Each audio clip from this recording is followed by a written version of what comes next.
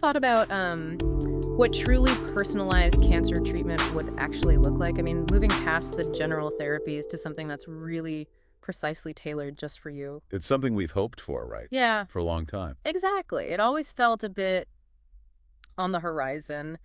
But, with science moving so fast now, especially with AI, Yeah, that horizon seems to be rushing towards us. It's quite remarkable, the pace. it really is. So today we're doing a deep dive into exactly that, AI-based cancer treatment, precise targeting. Okay. And our mission, as always, is to pull out the key insights, the really important stuff from the sources we've looked at, so you get a clear picture of this pretty amazing new development. And it really centers on this AI platform, doesn't it? Yeah. One that can actually design specific protein Yeah. components Mm-hmm. to basically arm your own immune cells against cancer. Arm your own cells. Yeah. And the truly revolutionary part, I think, is the speed. It cuts down the development time massively from like years, potentially, down to just weeks. Weeks. It's a huge leap. And this isn't just theoretical. It was published in Science, the journal. Yeah, very prestigious. Developed by researchers at the Technical University of Denmark, DTU, and Scripps Research in the U.S. Okay, so let's get into it. How does this AI actually do that? What makes it such a big step forward? And, what could it really mean for fighting cancer in the future? Sounds good. But first, maybe let's quickly touch on the why. Why has this personalized approach been so tough until now? What are the roadblocks with current methods? Right. We hear it involves finding very specific T-cell receptors, either in the patient or maybe a donor, and that it's, the sources say, very time-consuming and challenging. Yeah. Years sometimes. That's spot on. You see, normally your T cells, part of your immune system, spot cancer cells by recognizing tiny protein fragments, peptides, on the cell surface. Okay. These peptides are presented by molecules called PMHCs. Think of them like little flags. But using this natural system for therapy is, well, incredibly slow. Because everyone's different. Exactly. The variation in our own T cell receptors is immense. Finding the right one naturally is like searching for a needle in a haystack, sometimes multiple haystacks. And what's so fascinating here, what this AI does, is it kind of sidesteps that whole lengthy search. Right, it bypasses it. Completely. It cuts that process, finding the right therapeutic molecule from, potentially years down to just weeks. Weeks again, that's the number that keeps jumping out. It is. And think about what that means. Not just convenience, but maybe responding to a cancer that's changing fast or tackling rare cancers where the old timelines just weren't viable. That speed is really something. So, okay, the AI platform, how does it do it? What's the mechanism? One of the researchers, Associate Professor Timothy Jenkins, had this great quote. Ah, yes. He said, "We are essentially creating a new set of eyes for the immune system." That's a perfect way to put it. It really captures it. So what are these eyes? So basically, the AI designs these things they call molecular keys. The technical term is minibinders. Minibinders. Okay. And these are engineered, designed by the AI to very specifically target the cancer cells. They do this by recognizing those PMHC molecules, the flags we mentioned, that are signaling tumor here. Got it. So the AI designs the key for the cancer's lock.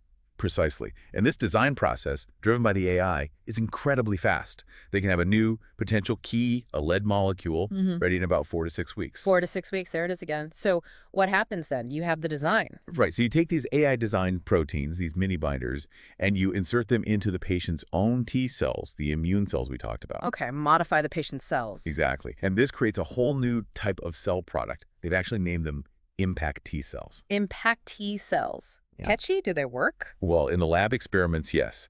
They showed that these impact T cells could effectively guide the T cells to find and kill the cancer cells, specifically the cancer cells. That specificity is crucial. Absolutely. And you can feel the excitement from the researchers. Christopher Horam Johansson, a postdoc on the study, mentioned how amazing it was. What did he say? He said, "It was incredibly exciting to take these minibinders, which were created entirely on a computer, and see them work so effectively in the laboratory." Taking something purely digital and seeing it work physically, that must be quite a moment. You imagine so. And the whole point, the big goal here is clear. Generate these really targeted treatments that go after the tumor cells, but crucially, leave healthy tissue unharmed. Which leads to the testing, right? You need to prove it works and it's safe. How did they validate this? Good question. They did it quite thoroughly. First, they used a well-known cancer target, something called NY-ESO1. NY-ES1. I've heard of that one. It pops up in quite a few different cancers. It does, yeah, so that shows broad potential. But they also went further. They applied the AI to design binders for a cancer target found in an actual patient, someone with metastatic melanoma, a real-world test case. So not just known targets, but new ones too. Exactly. That's the key takeaway from those tests. It showed the method isn't just for off-the-shelf targets.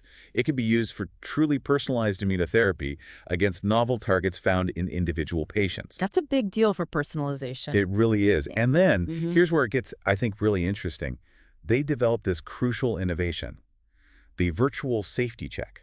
Virtual safety check. So done on the computer again? Precisely. Before doing any lab work, they used AI to screen their designed mini-binders.